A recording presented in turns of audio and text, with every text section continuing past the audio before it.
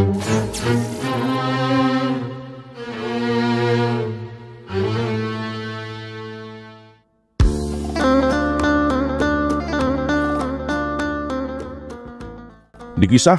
di negeri seberang terdapat sebuah kerajaan yang aman, adil, makmur, dan sentosa. Karena dipimpin oleh raja yang bijaksana. Sang raja sudah memimpin kerajaan sejak usia muda. Hingga sekarang di masa tua belum pernah digantikan oleh siapapun. Dan rakyatnya tak pernah keberatan karena sang raja memerintah kerajaan dengan cukup adil. Suatu kali sang raja merasa jenuh. Ia ingin beristirahat menjadi raja selama setahun. Namun uniknya, ia tidak menyerahkan posisi raja kepada anak turunannya, tetapi malah mengadakan sayembara untuk mencari sosok yang pantas menjadi raja.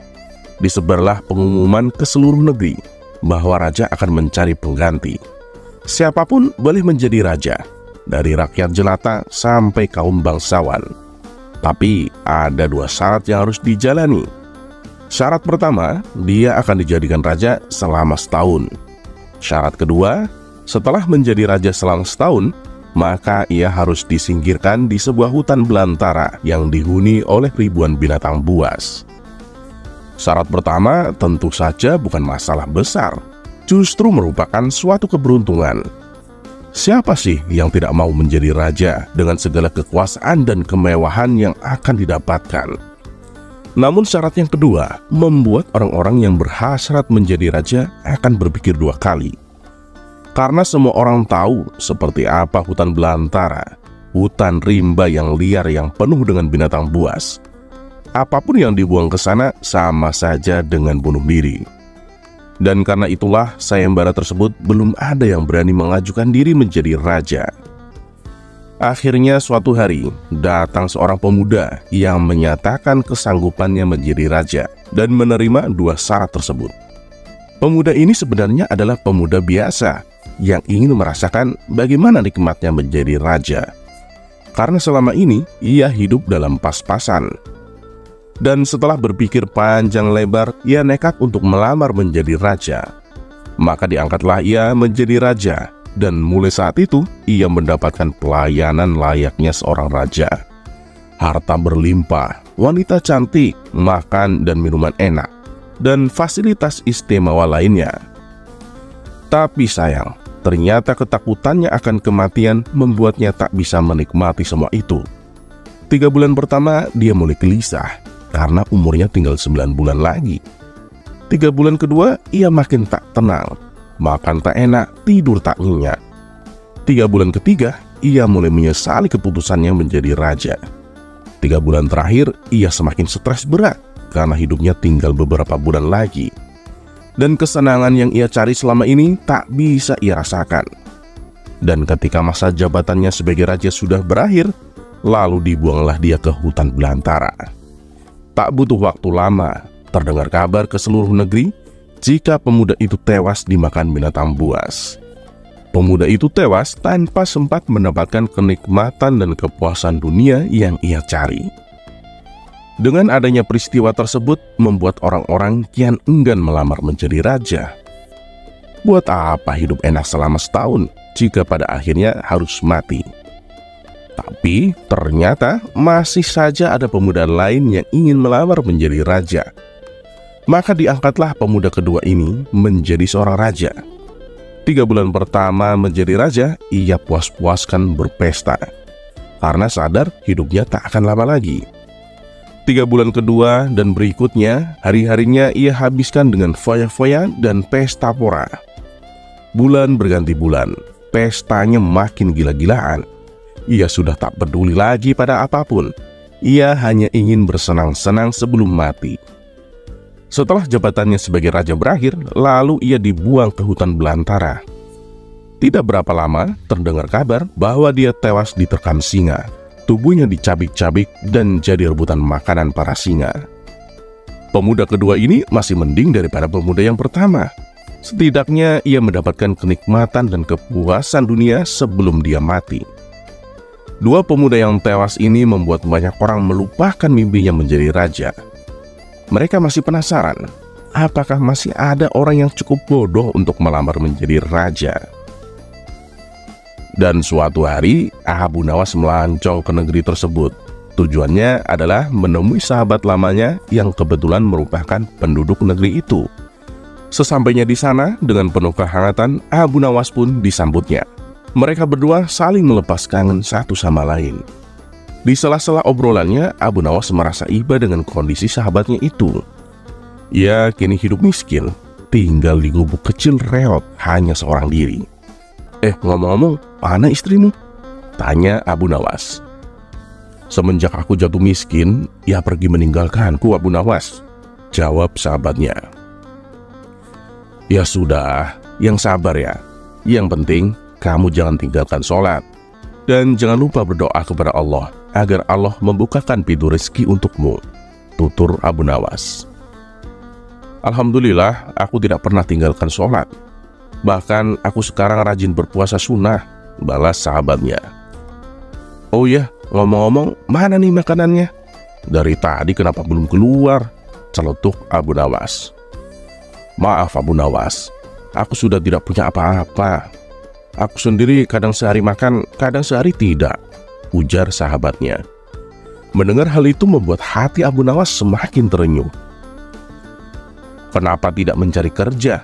Upahnya kan bisa untuk membeli makanan, tanya Abu Nawas.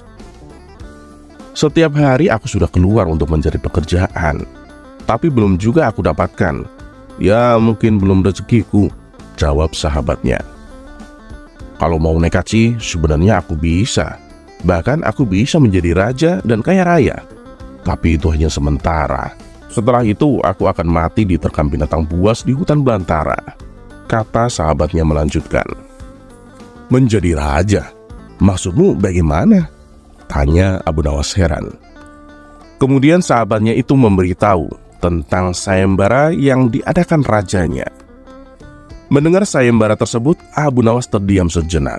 Tiba-tiba terlintas di benak Abu Nawas sebuah ide yang cemerlang.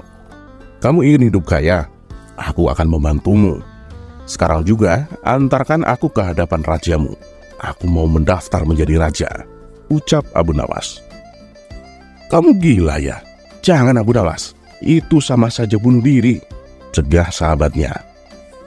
Sudahlah, turuti saja perkataanku, timpal Abu Nawas. Maka diantarlah Abu Nawas ke istana untuk menemui sang raja. Ada perlu apa kalian datang kemari? Tanya sang raja. Maaf Tuan Raja, saya Abu Nawas dari negeri seberang, ingin mendaftar menjadi raja. Itu pun kalau Tuan Raja mengizinkan, ucap Abu Nawas. Oh, tentu saja boleh. Siapapun dipersilahkan menjadi raja. Tapi ada 2 syarat yang harus dijalani, ujar sang raja. Saya siap Paduka Yang Mulia. Tapi saya minta satu permintaan. Izinkan sahabatku ini menjadi pengawal pribadiku, kata Abu Nawas sambil menunjuk sahabatnya yang berdiri di sampingnya. Oh, silakan saja. Saat kamu menjadi raja setahun, kamu berhak atas segala sesuatunya, termasuk mengatur semua prajurit kerajaan beserta para menterinya. Tapi ketika masamu menjadi raja berakhir, sahabatmu juga harus ikut kamu dibuang ke hutan belantara, timpal sang raja. Sahabat Abu Nawas ini kaget dan sempat menolak dijadikan pengawal pribadinya. Namun akhirnya Abu Nawas berhasil membujuknya. Mendengar ada yang melamar menjadi raja lagi membuat masyarakat penasaran. Sebagian menertawakan kebodohan tersebut, sementara yang lain merasa iba dan kasihan.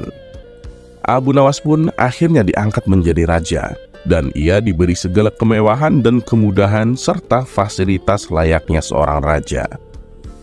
Ternyata berbeda dengan 2 pemuda sebelumnya. Abu Nawas tidak berpesta pora dan foya-foya. Namun ia membuat beberapa tindakan selama ia menjadi raja. 3 bulan pertama, Abu Nawas memerintahkan ribuan prajurit untuk membabat habis hutan belantara dan memindahkan semua binatangnya ke tempat lain. Sebagai raja, tentu perintahnya harus dipatuhi. Setelah 3 bulan berlalu, hutan belantara tempat ia akan dibuang kini menjadi tanah kosong yang siap huni.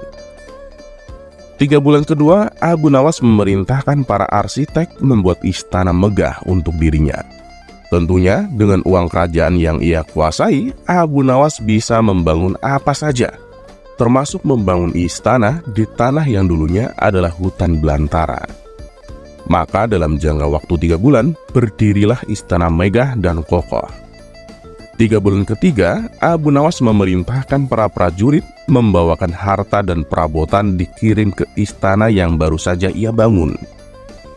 3 bulan terakhir, Abu Nawas menawarkan kepada masyarakat, siapa saja yang mau pindah di wilayah istananya akan dibuatkan rumah dan diberi modal uang untuk berdagang.